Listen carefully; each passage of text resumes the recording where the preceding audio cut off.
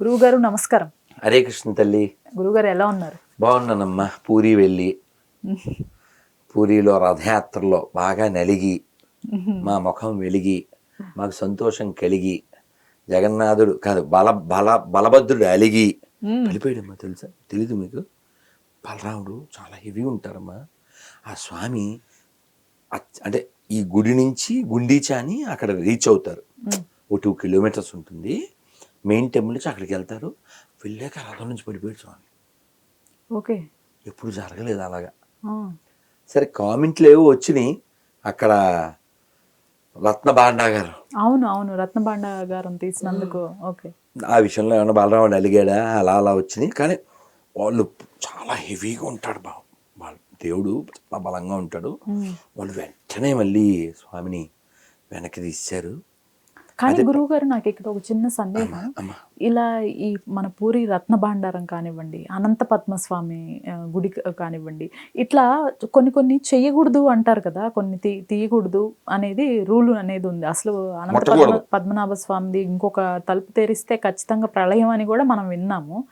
ఇన్ని తెలిసి కూడా ఎందుకు ఇలా చేస్తుంటారు? నువ్వు బలేదాను అమ్మా. ఆశ వేరు, దీని పేరు ఆశ అంటారా చెప్పు? దాని ముందు దూయో ఆయో పెట్టాలా? ఇప్పుడు ధనమూలం ఇదం జగత్తు. ఈ ధనం కావాలి. ఎందుకు కావాలి వీళ్ళకి? వీళ్ళు పోనీ ఏ గుడిలోంచి పట్టుకెళ్ళారో ఆ గుడిలో దైవం యొక్క వైభవాన్ని చాటడానికి వాడరు. వీళ్ళ యొక్క వ్యక్తిగతాన్ని వాడేసుకుంటారు in the name of public. గుళ్ళల్లో ఎవరు పెట్టారమ్మా? భలే కామెంట్ పెట్టారు. గుళ్ళల్లో డబ్బులు ఎత్తుకెళ్ళడానికి, గుడికి సంబంధించినటువంటి భూములు ఎత్తుకెళ్ళడానికి, బంగారం ఎత్తుకెళ్ళడానికి చూపించే ఇంట్రెస్టు ఆక్రమించిన ఒక భూములు కావచ్చు, లేకపోతే చర్చి భూములు కావచ్చు, వాటి మీద ఎందుకు ఉండదు అని ఒక కామెంట్ పెట్టి. సో ఇలా ముట్టకూడని ముడితే జరగకూడనే జరుగుతాయి. నాగబంధనం ఉంది కదా. అవును. సో అయితే అక్కడ కోర్టు తీర్పిచ్చింది కదా, నీకు తెలుసు కదమ్మా. మన అనంత పద్మనాభ స్వామి దాని మీద హక్కు అంతా ఆ రాజుగారిది, వారి కుటుంబాలది కదా. వీళ్ళు ₹1 పెట్టరు, ఆ గుడికి సొన్నం కొట్టించరు. డబ్బులు కావాలి. ఎట్లమ్మా? ఇప్పుడు తిరుమల విషయం, తిరుపతిలో ఫ్లైఓవర్ ఉంది తెలుసు, దాని పేరు గరుడ వారధి. వీళ్ళు దానికి ఏదో ఇంకో పేరు శ్రీనివాస్ సేత్ అని పెట్టి, వాట్ ఎవర్ మేబీ. డబ్బులు ఎవరి? గుళ్ళో డబ్బులేనా? ఇప్పుడు పోనీ దాని మీద వెళ్ళే వాళ్ళంతా ఓన్లీ హిందువులు వెళ్తారు ఏంటి? కాదు కదా. రుయా హాస్పిటల్ డబ్బులు ఫండింగ్ ఎవరు? TTD. SVIMS TTD, Padmavathi TTD, SV university టీటీడీ. ఇవి కాకుండా ఇంకా ఎన్నో చేస్తుంది. విద్య, వైద్యము, ఇంకా బదిర్లు శ్రవణం అని పిల్లలకి చెవులు వినపడవు, అది కూడా ఉంది. టీటీడీ ఎన్ని మంచి పనులు చేస్తుంది. డబ్బులు ఎక్కడయ్యి? స్వామివారికి ఎందుకు ఇస్తారు? భక్తితో ఇస్తారు. మంచి పనులు జరగాలి, మనం కాదని చెప్పాం. కానీ ఆ స్వామివారి సొమ్ము తింటూ, ఆ స్వామివారి నామం చెప్పడానికి ఏడిస్తే అలాగా, ఆ స్వామివారి సొమ్ము తింటూ స్వామివారి బొట్టు పెట్టుకోవడానికి ఏడిస్తే అలా. మొన్న పిల్లోడు వీడియో పెట్టాడు, వీడియో ఉంది, వెతుకుదాం. అక్కడ స్విమ్స్లో ఓపీ సెక్షన్లో ఎక్కడం, బర్డ్లోనో మొత్తానికి వాళ్ళు ఈ గొర్రె ఫోటోలు పెట్టేసి ప్రార్థన చేసేస్తున్నారు.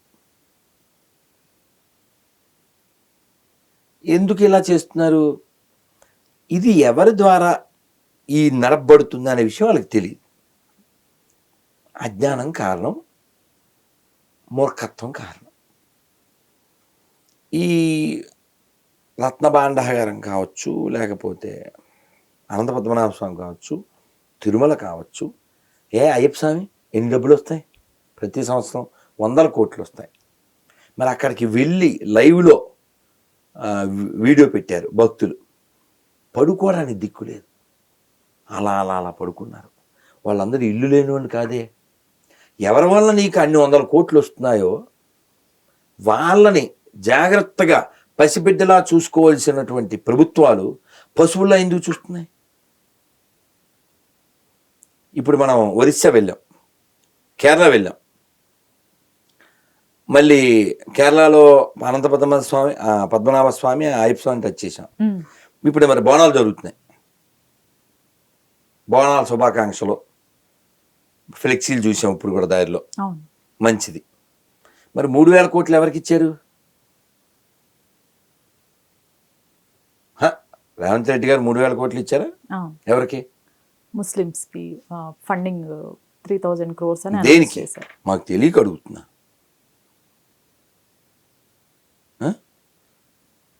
3,000 crores for what in Telangana? According to the News Minute, the Congress-led government in Telangana has allocated 3,000 crore rupees in the state budget 2024-25 for the welfare of minorities. This is the highest ever allocation for minority welfare since Telangana state was created in 2014, but short of 4,000 crore rupees allocation promised by the Congress in assembly elections.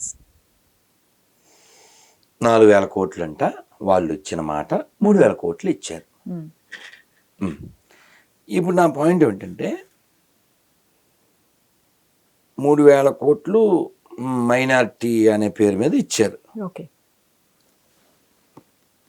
మసీదులు ఎన్ని ఉన్నాయి అంటే, నేను only Telangana చెప్పట్ల, Andhra కావచ్చు, ఇతర రాష్ట్రాలు కావచ్చు.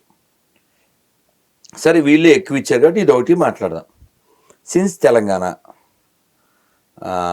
State వచ్చినప్పటి నుంచి ఈ 10-11 ఏళ్లలో తెలంగాణ ప్రభుత్వానికి దేవాలయాల నుంచి ఎంత ఆదాయం వచ్చింది, మసీదుల నుంచి, చర్చిల నుంచి ఎంత ఆదాయం వచ్చింది కొంచెం చెప్పగలరా? అడుగుతున్నాం, అలిగేషన్ కాదు ఇది, అడుగుతున్నాం. అసలు ఆదాయం ఉండదు కదా గురుగారు. మరి దమ్మిడి ఆదాయం లేని చోటకి నువ్వు పొలోమని వెళ్ళిపోతే మరి గుళ్ళల్లో డబ్బులు ఎత్తుకెళ్ళిపోయి అకార్డింగ్ టు కేటీఆర్ మేము 1,200 కోట్లు పెట్టామని చెప్పాడు. దేని మీద? యాదగిరిగుట్ట. ఎన్నాళ్ళైంది? 3 ఏళ్ళు అయిందా? అంటే 1000 రోజులు వేసుకో. ఆయన చెప్పిన మాటలు గవర్నమెంట్లో ఉన్నప్పుడు మేము 1,200 కోట్లు పెట్టాం, రోజు ₹1 కోటి వస్తుంది, ఇది మా ముందు చూపు అన్నాడు. అంటే దేవాలయం, temple is a earning place, అంతే కదండి. From the government side announced by minister. Temple అంటే ఎర్నింగ్ పాయింట్. ఈ 1,200 కోట్లు ఎక్కడ పోయి ఫామ్ హౌస్లో అయితే కాదుగా, ఆ గుళ్ళో డబ్బులేగా, ఆ గుడి మీద వచ్చిన డబ్బులే పెట్టారు. సో రోజు ₹1 కోటి వస్తుంది. ఈ డబ్బులు ఏం చేస్తున్నారు? ఏ గవర్నమెంట్ అయినా చెప్పండి, మాకు గుళ్ళో డబ్బులు అక్కర్లేదు చెప్పండి. ఎవరైనా కోర్టు వాళ్ళకి ఒక విజ్ఞప్తి చేస్తున్నారు. సుమోటో అంటారు తెలుసమ్మా, మన వాళ్ళకి జొమాటో, టమాటో తప్ప సుమోటో తెలదు. సుమోటో అంటే కోర్టే వాళ్ళంతటా వాళ్ళే బాధ్యత తీసుకుని కేసు కడతారు. అదొక్కటి చేయమని అడుగుతున్నాను. ఏంటంటే ఇది లౌకిక రాజ్యం అని పదం వాడతారా? నేను కొత్త చెప్పులు కొనుక్కున్నాను అందుకని చెప్తున్నా. ఎలా లౌకిక రాజ్యం? అది నా పాయింట్. ఇప్పుడు రేపు వినాయక చవితి వస్తుంది, తర్వాత దసరా వస్తుంది, తర్వాత అయ్యప్పలు, కార్తీక మాసం, ధనుర్మాసం ఇన్ని వస్తాయి. వీటి గురించి ఎక్కడైనా ఎవరన్నా బడ్జెట్లో ప్రస్తావిస్తున్నారా? నాట్ ఓన్లీ తెలంగాణ గవర్నమెంట్, నేను అందరిని అడుగుతున్నా. అంటే వీళ్ళంతా అసలు ప్రజలు కాదా? ఇప్పుడు ఇఫ్తార్ విందులు ఇచ్చేటువంటి వాళ్ళు ఉన్నారు. అయ్యప్ప స్వాములకి ఎప్పుడైనా ఒక అరటిపండు ఇచ్చారా? సో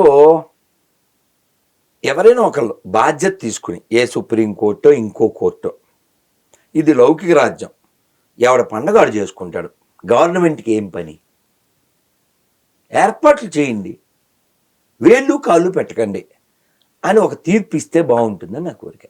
మన సాక్షాత్తు శ్రీనివాస్ పైన ఒక వీడియో ఒకటి వైరల్ అవుతుంది. ఒక అతను సుప్రభాతాన్ని హేళన చేస్తూ అందరూ పబ్లిక్లో డయాస్ పైన చాలా హేళనగా మాట్లాడటం జరిగింది. మీ వరకు వచ్చిందా గురువుగారు అది? అతని ఇంటి పేరు చాలా మంచి పేరు, నాకు చాలా ఇష్టమైన పేరు. అన్నమాచార్యుల వారు ఓ కీర్తనలో చెప్తారు, మేము ఆ రథం కూడా లాగాం.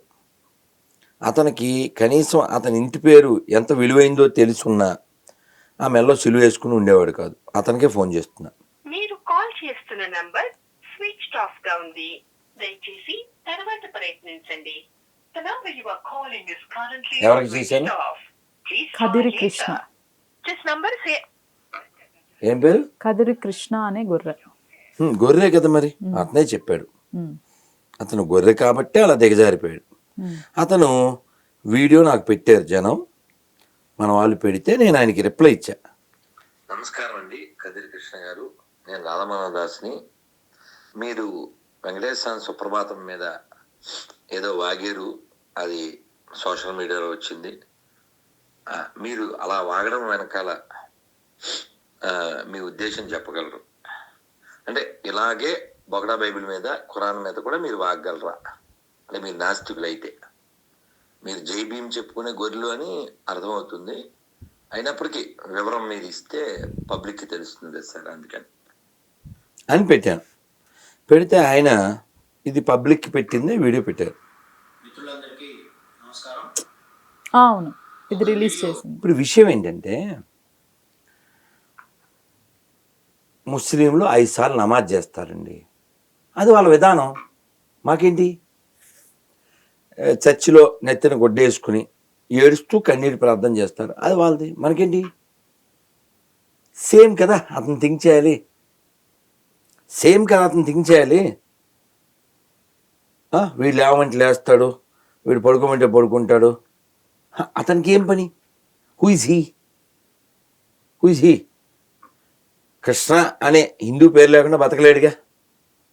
ఉమ్, ఇలాంటి ఏమంటారు తెలుసా, మా నాన్న సూపర్ స్టార్ కృష్ణ ఫ్యాన్ అందుకని పేరు పెట్టాడు. ఇప్పుడు మీ నాన్న పేరు చెప్పు చూద్దాం, సర్టిఫికెట్లో నువ్వేంటో చెప్పు చూద్దాం. ఇప్పుడు లాస్ట్ టైం మీతోనూ ఇంకో ఇంటర్వ్యూలో చెప్పా, ఇప్పుడు హిందువులు క్వశ్చన్ చేశాడు రాహుల్ గాంధీ, హిందువుల్ని బ్లేమ్ చేశాడు. అతనే జాతి, అతనికి ఒక జాతి ఉండాలిగా. మేము శంకరుణ్ణి ఆరాధించే జాతి, మరి అతను కంకర్రాళ్ళు వచ్చుకుని అందరినీ కొట్టే వాళ్ళ జాత. ఇతను ఎవరు? దేశద్రోహం కదా, సమాజం పాడు చేయడం కదా. వెంకటేశ్వర స్వామి దగ్గర నుంచి ప్రతి గవర్నమెంట్ లాభం పొందుతుంది. ఇప్పుడు టీటీడీ యొక్క హాస్పిటల్లో ఓన్లీ హిందువులకే వైద్యం చేస్తున్నారేంటి? లేదు. కాబట్టి తిరుపతి బాగుంటే, తిరుమల బాగుంటే 10 మందికి మేలు జరుగుతుంది. చర్చ్ బాగుంటే ఎవరికి మేలు చెప్పండి? పోనీ benefit from the temple, benefit from the church, benefit from the మసీద్. ఓసారి కొట్టి చూడండి, పోనీ వెళ్ళి చూద్దాం. పోనీ